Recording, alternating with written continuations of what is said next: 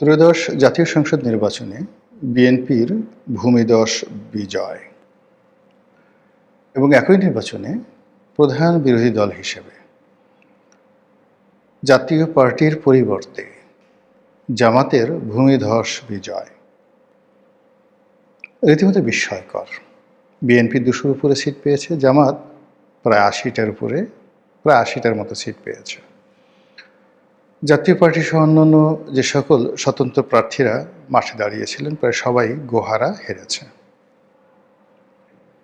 আমরা আওয়ামী লীগকে যারা খুব বড় একটি রাজনৈতিক দল, শৃঙ্খলাবদ্ধ রাজনৈতিক দল এবং ডেডিকেশন যাদের রয়েছে এই দলের প্রতি, এই সম্পর্কে যারা উচ্চ আশা পোষণ করতাম, আমরা ধারণা করতাম যে শেখ হাসিনার হুকুমের বাইরে, জয়ের হুকুমের বাইরে আওয়ামী লীগের একজন সিঙ্গেল ভোটার ভোট কেন্দ্রে যাবে না।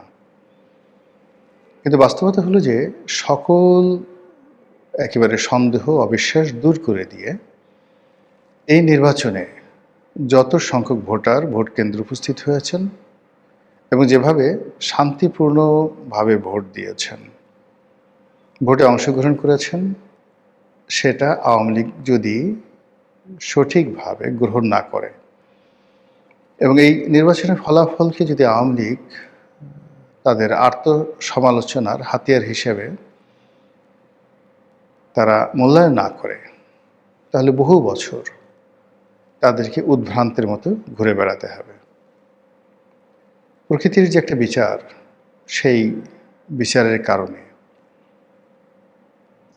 আওয়ামী লীগের যে পতন হলো, সেই পতনের জন্য যতটা না জনগণ দায়ী, যতটা না দেশের মানুষ রাজপথে নেমে এসেছিল, কিংবা যতটা না আওয়ামী লীগ করেছে জনগণের বিরুদ্ধে, তার চেয়ে সবচেয়ে বড় বিষয় হলো প্রকৃতি এমন সব ঘটনা ঘটিয়ে দিয়েছে যে ঘটনার ফলে 15 বছরের একটি শক্তিশালী শাসনের পতন হয়েছে। এবং এই ভোটের একদিন আগ পর্যন্ত আওয়ামী লীগের যারা লোকজন তারা শতভাগ নিশ্চিত ছিল ভোট হবে না। দ্বিতীয় ছিল যে ভোট যদি হয়ও তারা, যারা আওয়ামী লীগ করেন, তারা কখনোই ভোট কেন্দ্রে যাবেন না। এবং আমি নিজেও ব্যক্তিগতভাবে মনে করতাম যে আওয়ামী লীগের এই যে আত্মবিশ্বাস, সেটি হয়তো সঠিক, এবং আওয়ামী লীগের ভোটাররা যদি ভোট কেন্দ্রে না যায়, ভোট কোনো অবস্থাতে উৎসবমুখর হবে না, অংশগ্রহণমূলক হবে না, এবং 20-25% ভোট হবে কিনা সন্দেহ।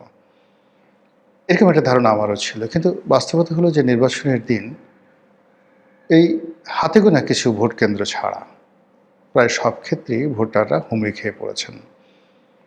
এখানে কোনো ইলেকশন ইঞ্জিনিয়ারিং ছিল কি না আল্লাহ ছাড়া বলতে পারবে না, কিন্তু আমরা দৃশ্য তো দেখিনি। শান্তিপূর্ণভাবে হয়েছে এবং বাংলাদেশের ইতিহাসে এত কম মারামারি, এত কম গণ্ডগোল এবং হানাহানি ছাড়া একটি সুন্দর নির্বাচন কল্পনাই করা যায় না।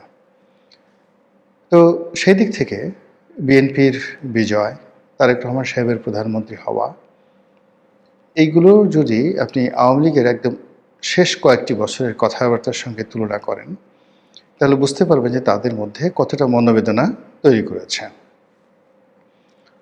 তারা কোনো অবস্থাতেই তারেক রহমান সাহেবকে কোনো রাজনৈতিক ব্যক্তিত্ব মনে করতেন না।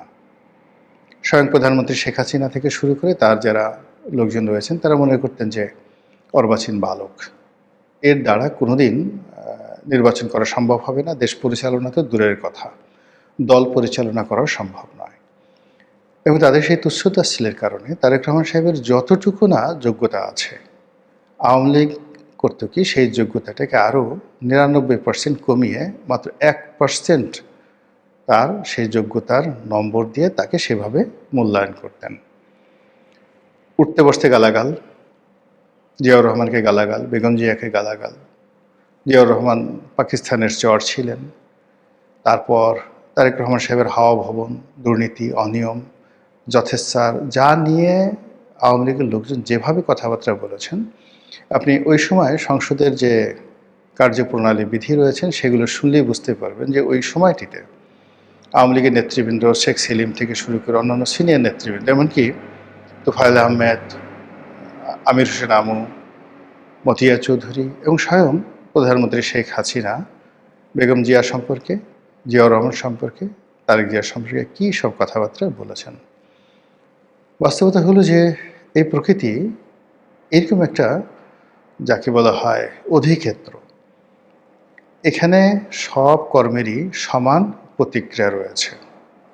২০০১ সন থেকে ২০০৬ সন পর্যন্ত বিএনপি আওয়ামী লীগের সঙ্গে যে কাজগুলো করেছে, প্রকৃতি তাদেরকে ফিরিয়ে দিয়েছে।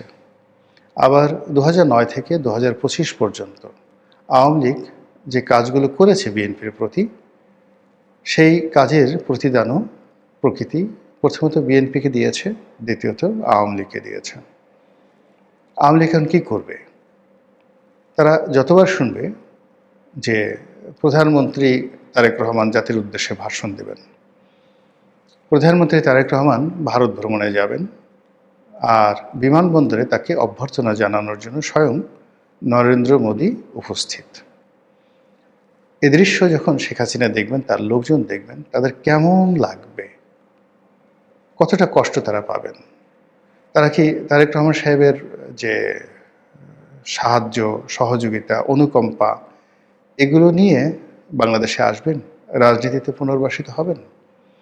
অথবা তারেক রহমান সাহেব যদি তার উদারতা ভুলে গিয়ে প্রতিহিংসা পরায়ণ হয়ে ওঠেন আওয়ামী লীগের মতো, এবং আওয়ামী লীগের লোকজনদেরকে তিনি তার গতানুগতিক বাংলাদেশের যে ট্র্যাডিশন, সেই ট্র্যাডিশন অনুযায়ী শাস্তি দেন, মামলাগুলো চালিয়ে নেন, যেগুলো আইসিটিতে মামলাগুলো চলছে সেই মামলাগুলো তিনি চালিয়ে নেন। এবং আওয়ামী লীগ যেভাবে বলতো, ১/১১-র সময় যে মামলাগুলো হয়েছিল বেগম জিয়ার বিরুদ্ধে, তারেক রহমান সাহেবের বিরুদ্ধে, সেই মামলাগুলো আওয়ামী লীগ চালিয়ে নিয়েছিল এবং বলছিল আমরা তো এই মামলাগুলো দেইনি। এই মামলাগুলো ১/১১-র সময়টিতে যারা সেনা শাসক ছিলেন তারা দিয়েছেন।